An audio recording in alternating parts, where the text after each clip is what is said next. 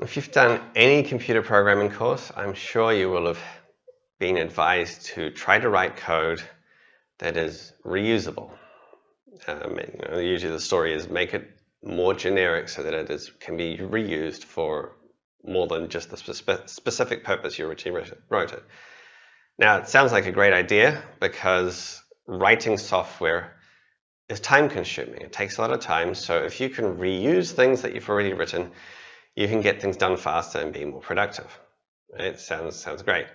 Well, I'm going to push back on that a little because I think there are also ways that you can waste your time and create a mess. Now, don't get me wrong. I reuse code. I use libraries, which is the biggest way of code reuse that we have. OpenGL, security libraries, frameworks, all that sort of thing. In fact, I don't know any developer who writes all the code that their app or whatever software it is runs from scratch. Right? For starters, almost all software has an underlying operating system. If you're calling underlying operating system libraries and system calls, you're effectively reusing that code. But there are still plenty of ways that you can waste time. So, for example, on screen here, I have this template engine class. It's the root class in ZTFTP server for using HTML templates to generate the user interface, which you see on the web browser.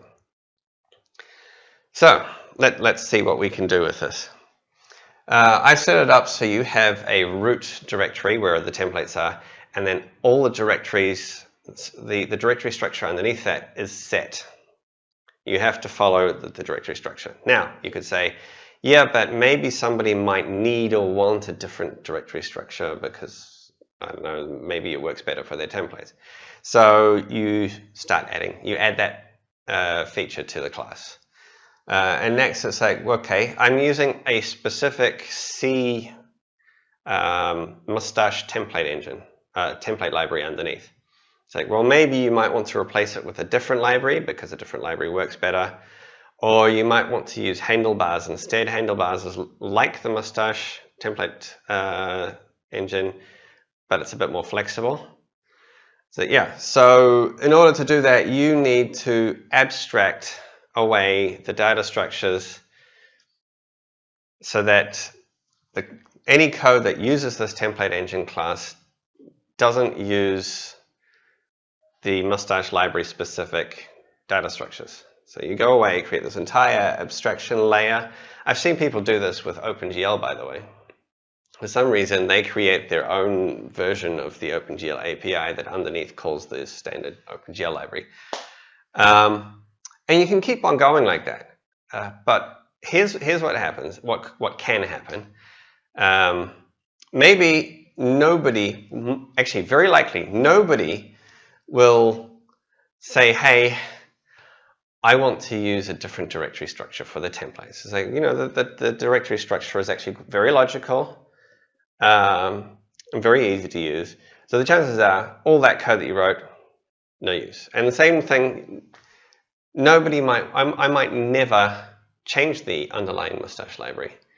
And in fact, if somebody were to change the template library to a different templating engine standard, chances are they would write a new base class anyway.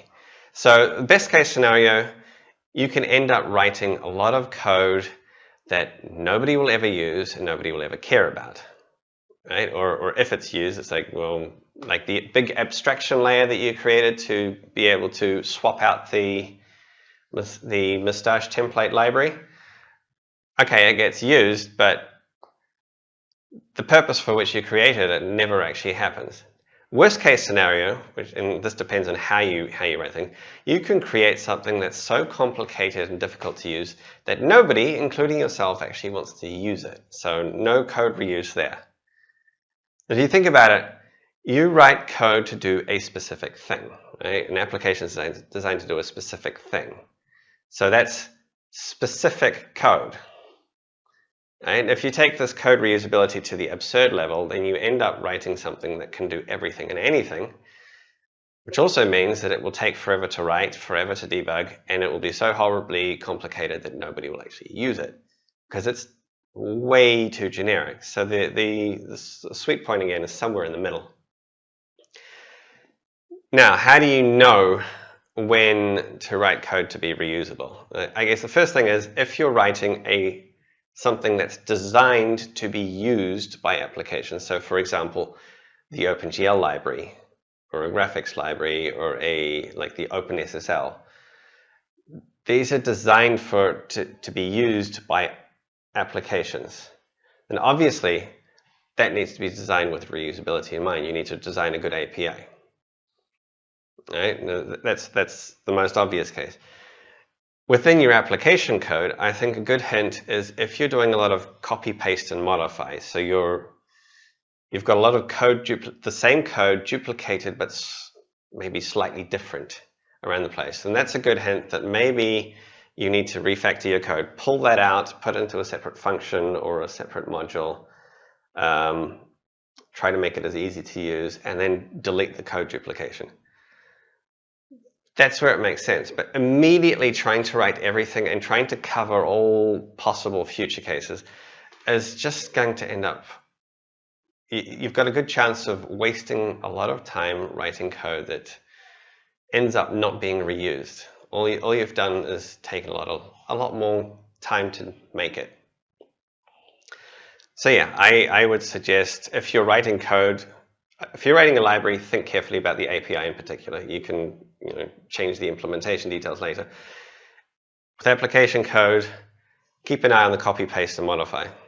And let that be your hint when you need to write code that is more reusable, rather than going straight for reusability. So that's it for this week. If you find this useful, I recommend subscribing. I'm still trying to release one of these videos every week. And see you next time.